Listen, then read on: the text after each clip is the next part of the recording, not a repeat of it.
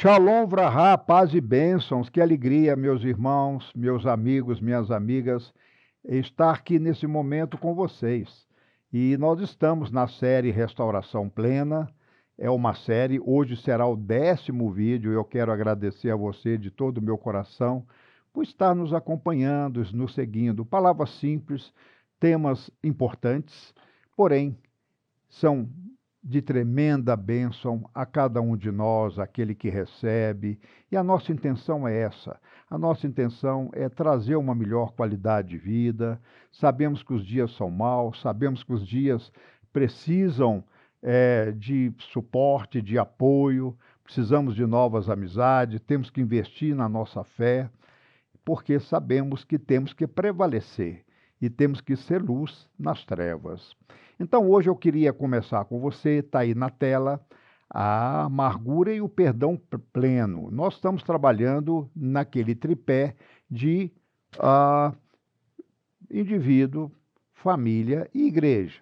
Vocês perceberam que nesses temas iniciais nós estamos mais abordando temas sobre ou em relação à restauração de indivíduo, justamente proposital para que possamos dar essa revisão, renovar a nossa fé, nos sentirmos mais emocionalmente seguros, para que, após isso, vamos tratar de assuntos de família, conflitos familiares, filho, casamento, relacionamento com o cônjuge, etc.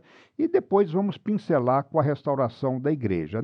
Nessa primeira série e segunda série, nós já falamos alguma coisinha sobre por que a igreja está se afastando da verdade, da fé, da genuína fé. Então, nós estamos vendo que isso vai de acordo com o progresso desse propósito, dessa série de vídeos, Restauração Plena.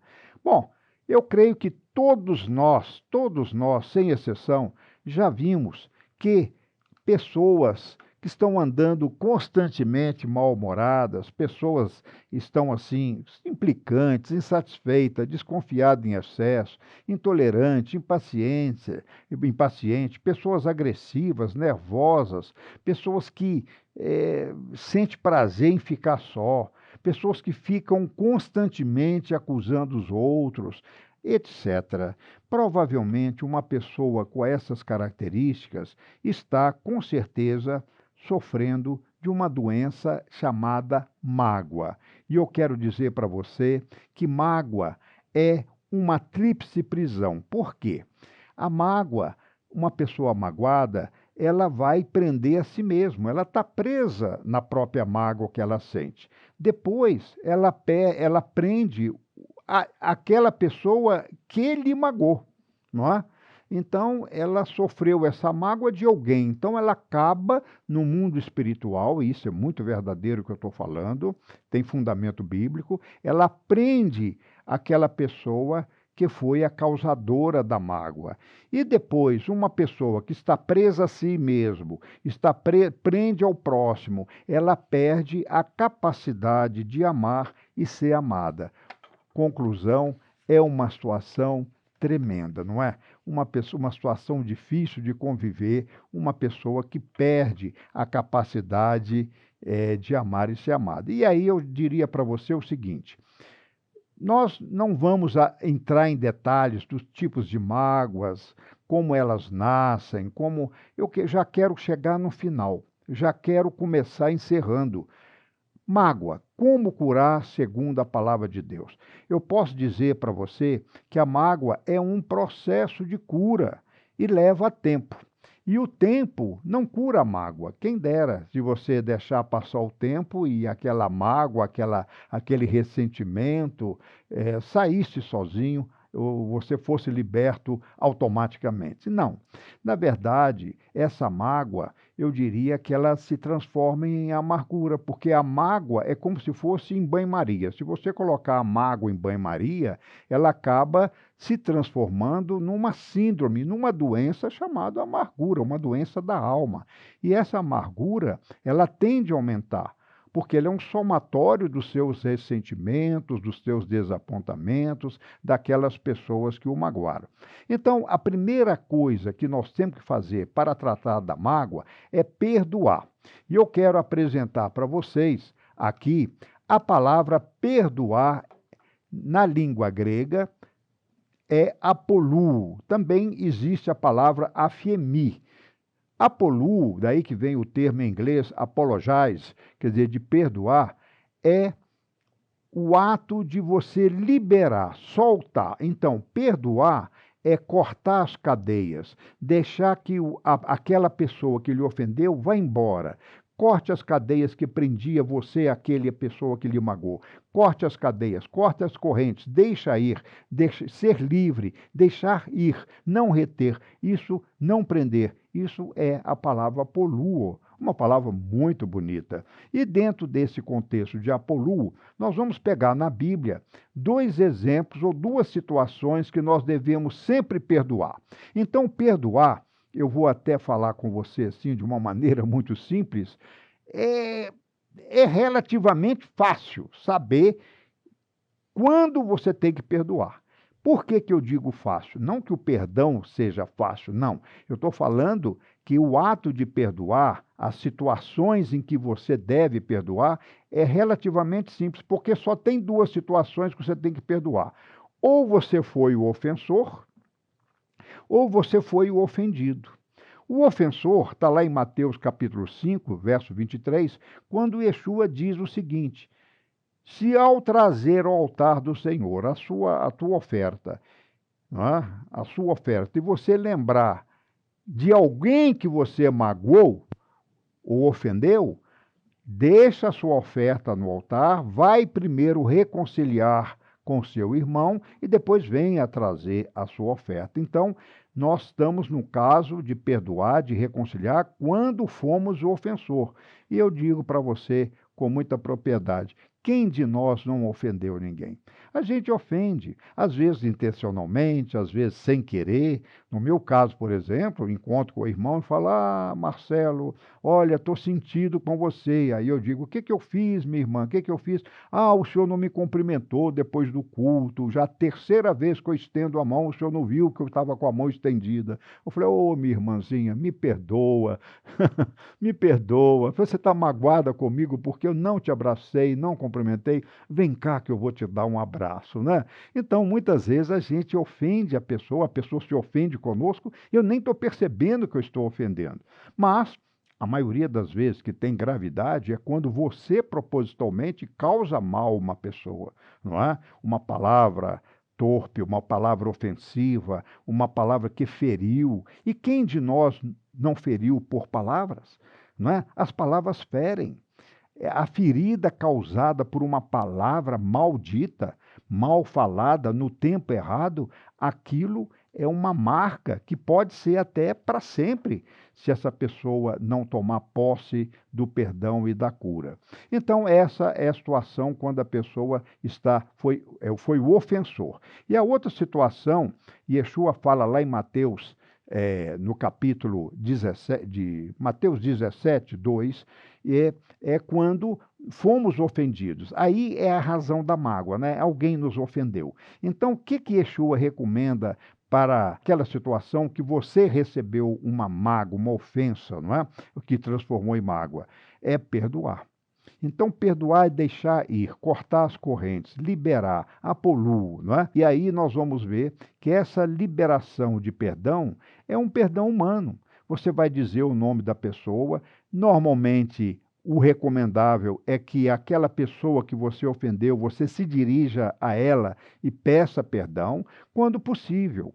Muitas vezes há situações, principalmente no casamento, que você quer pedir perdão a uma ex-namorada. Bom, aí você já está casado, você está em outra situação, você soube que aquela pessoa ficou muito sentida com o passado que você teve com ela, alguma coisa que você ofendeu.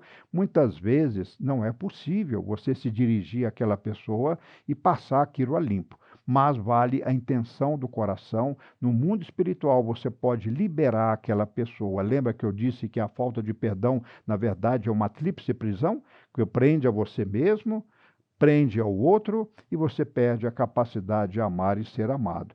E aí, Lucas perguntara a Yeshua, mas quantas vezes eu devo perdoar aquele que me ofende? E Yeshua respondeu, lá em Lucas, no capítulo 6, ele falou, olha, até 70 vezes 7. E muitas pessoas vão falar assim, então eu tenho que perdoar 490 vezes e acabou? Não, essa é uma expressão idiomática, 70 vezes 7, porque a palavra sheva em hebraico, 7, quer dizer perfeito, pleno, completo, não é? E 70 vezes 7 daria aí uma eternidade de vezes que você vai perdoar. Normalmente nós perdoamos, é claro que você tem a liberdade, Deus te dá a escolha de liberar perdão, mas a Bíblia nunca pediu para você morar junto com o inimigo. Não é? A Bíblia nunca pediu para aquele que foi seu inimigo, que lhe magoou, você perdoa. Se possível, reconcilia com ele. Mas a Bíblia não manda você conviver com ele. Você tem um direito. E esse direito é respeitado biblicamente. Eu não posso conviver com todos aqueles que me ofenderam. Uns os perdoaram. Olha, e você quer saber de uma coisa? Pela minha experiência, eu já perdi amizades por contendas, por discussões, por pontos de vista diferentes. E aí eu já tentei pedir perdão a essa pessoa, ofendi essa pessoa. E aí tentei reconciliar. A pessoa recebeu o meu perdão, meu pedido de perdão, e parece que é tudo bem. Mas uma coisa eu aprendi: nunca mais aquela amizade é a mesma. Vocês já perceberam isso? Então, é um direito. É um direito que você tem e que o outro que liberou perdão para você também tem, de querer sua amizade ou não. Mas o importante é que você zere as suas emoções na área da mágoa, na área da amargura. E aí vem aquele terceiro ponto que eu quero compartilhar com vocês. Como é que se livra da falta de perdão? Como é que se livra da mágoa? É orar. Lucas 1,13 fala o poder que vem do alto. E eu quero falar para você com muita propriedade, com experiência própria. Eu vou lhe contar uma coisa. É um testemunhozinho bem rápido. Uma vez eu tinha um inimigo. E aí me converti. E esse inimigo não me saía na cabeça. Mas como eu me converti, eu aprendi essas palavras de Yeshua sobre o perdão e liberei o perdão. E disse, eu, Marcelo, perdoo fulano, Beltrano, Ciclano, e perdoei. Bom, tinha um deles que era um inimigo de maior porte, vamos dizer assim. E aí eu perdoei. Muito bem, passou-se o tempo. E um belo dia, eu levando meu filho na escola, eu viu aquela pessoa que me ofendeu muito. E eu fiquei como que se hipnotizado, entendem isso? Eu fiquei olhando dentro do carro, meu filho já havia saído para entrar na escola, e passou o portão da escola, e eu fiquei ali hipnotizado, e quando eu me deparei, foi o meu filho batendo na porta do passageiro e falou, papai, aconteceu alguma coisa? Por que que o senhor não foi embora? O senhor ficou parado aqui. E eu me encontrava, acredite se quiser, com a barra, aquela barra do freio, né? Aquele pedaço de ferro que trava o pedal do freio com o volante. Naquela época eu usava muito aquilo, antifurto. Eu estava com aquela barra, pensando inconscientemente quase, eu vou sair desse carro e vou quebrar essa pessoa ali. Vou brigar com ele, vou tirar essa desfeita que ele me fez aqui na minha vingança. E aí o meu filho bateu na porta, eu me dei conta que eu estava possuído por um ódio. E uma pessoa que eu havia perdoado. Bom, passou, fui embora e não fiz nada, graças a Deus. E quando eu cheguei em casa, entrei na minha capelinha. Eu morava numa casa que eu tinha o direito de ter tinha lá uma capelinha onde eu orava, meditava, né? Muito gostoso. E aí, eu de joelhos, fiquei muito bravo com Deus e disse, Pai, eu perdoei fulano. Depois de 4, 5 anos, eu o encontrei e o meu sangue ferveu. Ou o seu perdão não vale nada, ou o senhor me explica o que eu tenho que fazer, aonde está o meu erro. E naquele momento de oração veio assim aquela sensação bem em paz, falando ao meu espírito, Marcelo, você perdoou com perdão humano, mas o verdadeiro perdão é algo divino.